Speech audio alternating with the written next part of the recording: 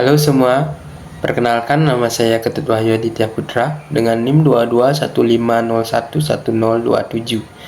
Nah, pada kali ini saya akan mempresentasikan materi mengenai wisatawan. Sebelum kita lanjut mengenai materi, alangkah baiknya kita mengetahui tujuan pembelajaran pada kali ini. Adapun tujuan pembelajaran pada kali ini yaitu yang pertama, peserta didik mampu menjelaskan apa itu wisatawan. Yang kedua, peserta didik mampu menjelaskan profil wisatawan. Dan yang ketiga, peserta didik mampu membedakan jenis-jenis wisatawan. Adapun topik pembahasan pada materi kali ini ada 3. Yang pertama, pengertian wisatawan. Yang kedua, profil wisatawan. Dan yang ketiga, jenis-jenis wisatawan. Nah, sebelum kita lanjut, saya mempunyai beberapa pertanyaan kepada kalian. Yang pertama, apakah kalian pernah berkunjung ke objek wisata? Yang kedua, objek wisata apa yang kalian pernah kunjungi? Dan yang terakhir, bersama siapa kalian pergi ke sana? Oke, ya jika kalian sudah pernah berkunjung ke objek wisata, maka kalian bisa dikatakan sudah pernah menjadi wisatawan. Jadi, pengertian wisatawan adalah orang yang berkunjung ke suatu daerah yang bukan tempat tinggalnya dalam jangka waktu yang sementara dengan tujuan berlibur. Nah, jadi apakah semua orang yang berpergian ke objek wisata itu bisa dikatakan sebagai wisatawan? Tentu tidak. Ada beberapa batasan mengenai wisatawan. Nah, berikut adalah batasan wisatawan yang telah dikemukakan oleh lembaga travel internasional. Nah, di sini ada beberapa kategori. Yang pertama ada pengunjung visitors, wisatawan, turis, dan yang ketiga dharma wisata atau ekskursionis. Nah, lalu dibedakan menjadi 4 kategori berdasarkan pengertian, durasi, akomodasi, dan tujuan.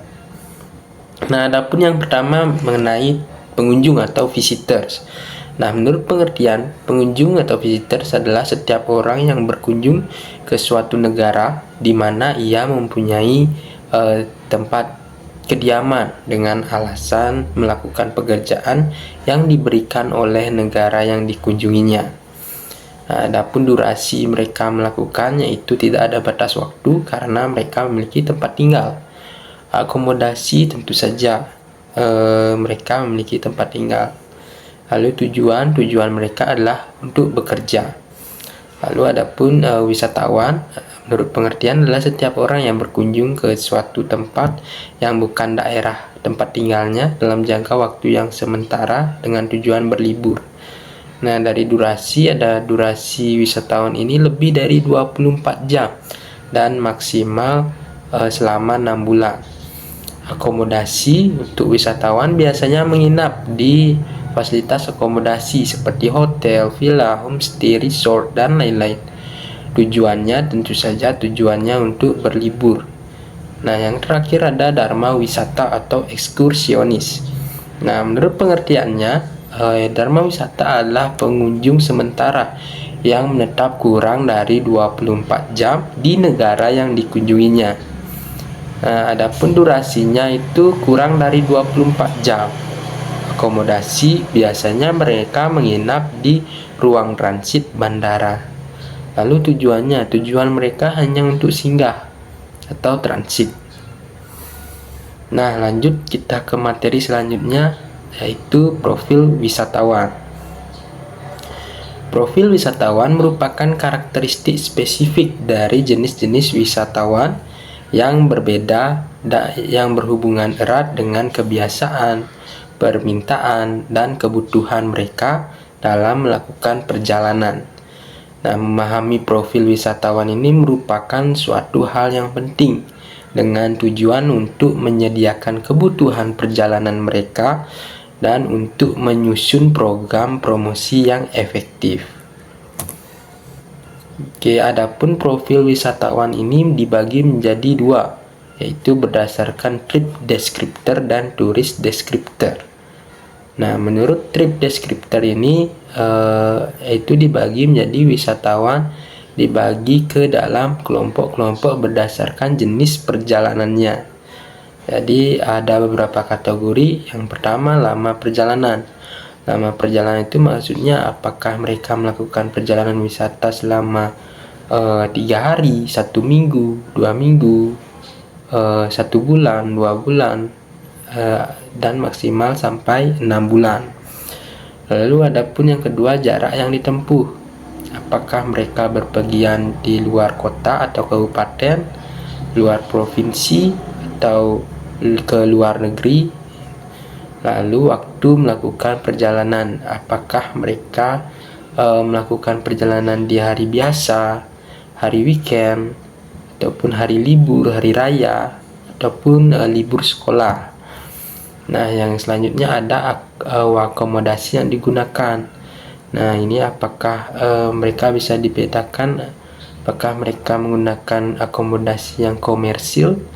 Maksudnya komersil ini adalah akomodasi yang berbayar seperti hotel, villa, homestay, resort, dan lain-lain.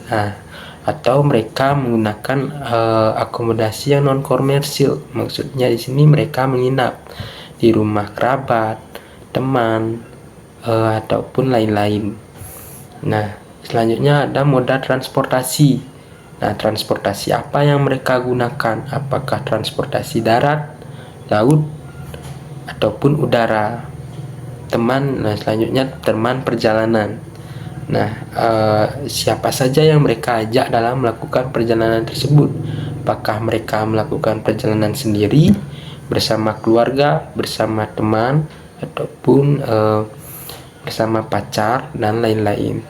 Lalu pengorganisasian perjalanan, maksudnya di sini yaitu mereka dalam merancang perjalanan mereka. Apakah mereka merancangnya sendiri, bersama keluarga, bersama teman, ataupun perjalanan mereka itu dirancang oleh travel agent atau biro perjalanan wisata. Nah, profil wisatawan yang kedua yaitu tourist descriptor.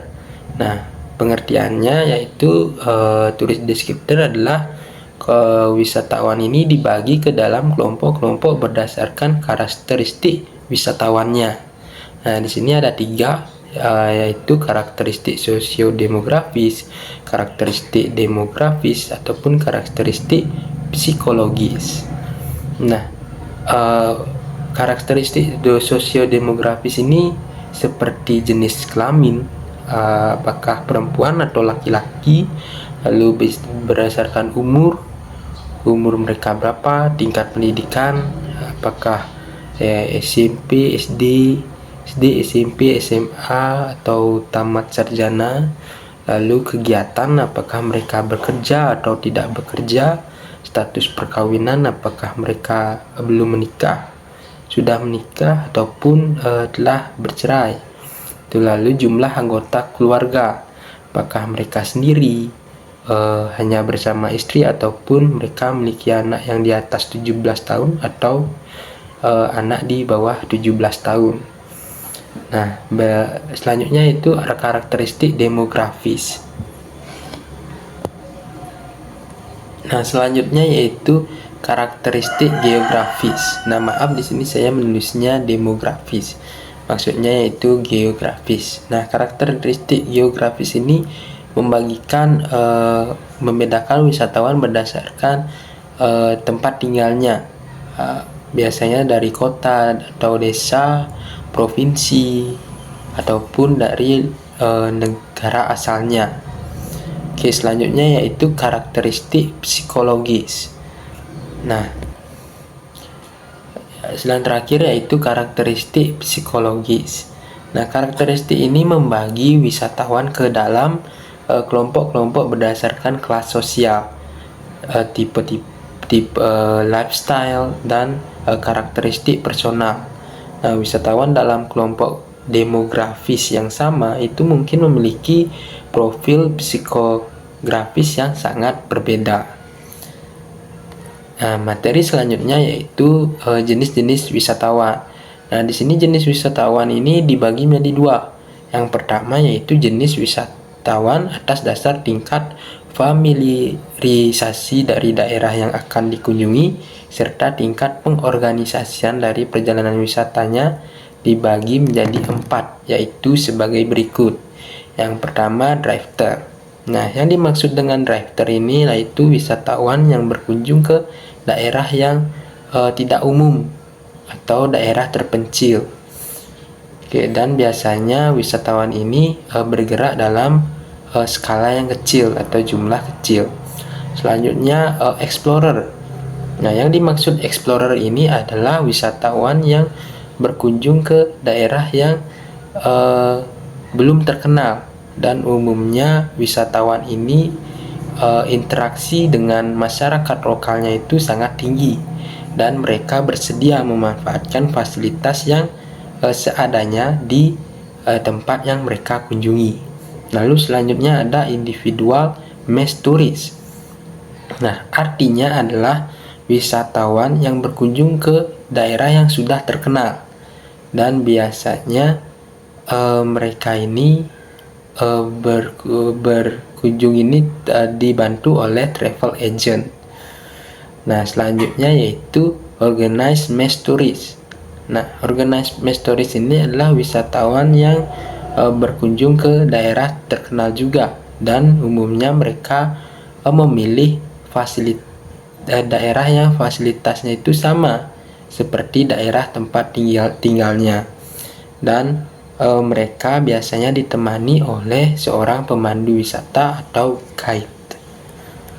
Oke, selanjutnya jenis wisatawan yang kedua, yaitu jenis wisatawan yang dilihat dari sifat perjalanan dan ruang lingkup di mana perjalanan wisata itu dilakukan. Maka dapat diklasifikasikan sebagai berikut. Yang pertama, foreign tourist. Nah, foreign tourist ini atau kita kenal istilahnya yaitu wisatawan mancanegara. Nah, wisatawan foreign tourist atau wisatawan mancanegara adalah orang asing yang melakukan perjalanan wisata di luar batas negaranya. Nah, contohnya seperti saya yang berkewarganegaraan Indonesia itu melakukan perjalanan wisata ke Korea Selatan. Maka dari itu saya bisa dikatakan sebagai foreign tourist. Nah, yang selanjutnya yaitu domestic foreign tourist. Nah, adalah wisatawan atau orang asing yang tinggal di suatu negara dan mereka itu melakukan perjalanan wisata di daerah mereka tinggal. Nah, contohnya yaitu orang yang bekerja di kedutaan besar. Nah, jadi misal ada orang di kedutaan besar Indonesia yang berada di Korea Selatan. Nah, mereka bisa dikatakan sebagai domestic foreign tourist karena aslinya mereka itu dari Indonesia namun mereka bekerja dan mereka tinggal di Korea Selatan. Nah, lalu selanjutnya yaitu domestic tourist. Nah, domestic tourist ini kita kenal sebagai wisatawan domestik, adalah orang yang melakukan perjalanan wisata itu masih di dalam batas negaranya. Nah, contohnya jika kalian itu melakukan perjalanan wisata ke Yogyakarta, Jakarta, Lombok ataupun Papua. Nah, itu kan kalian masih melakukan perjalanan wisata masih di dalam batas negara Indonesia. Nah, lalu yang selanjutnya indigenous foreign tourist. Nah, indigenous foreign tourist ini adalah orang asing yang bekerja di luar negeri, namun karena tugasnya yang di luar negeri ini mereka harus kembali ke negara asalnya dan selagi dia balik ke negara asalnya mereka melakukan perjalanan wisata. Nah, jadi seperti itu. Contohnya misalnya saya yang bekerja di Singapura itu. Nah, karena tugas saya di Singapura ini saya harus balik ke Indonesia. Nah, selagi saya Bali Indonesia saya melakukan perjalanan wisata. Nah, itu merupakan contoh dari indigenous foreign tourist. Lalu selanjutnya ada pun transit turis. Nah, transit turis adalah orang yang melakukan perjalanan wisata itu mereka harus singgah ke suatu negara. Nah, itu bukan atas keinginannya sendiri, namun terpaksa singgah. Nah, transit turis ini biasanya umum bisa kita lihat di bandara.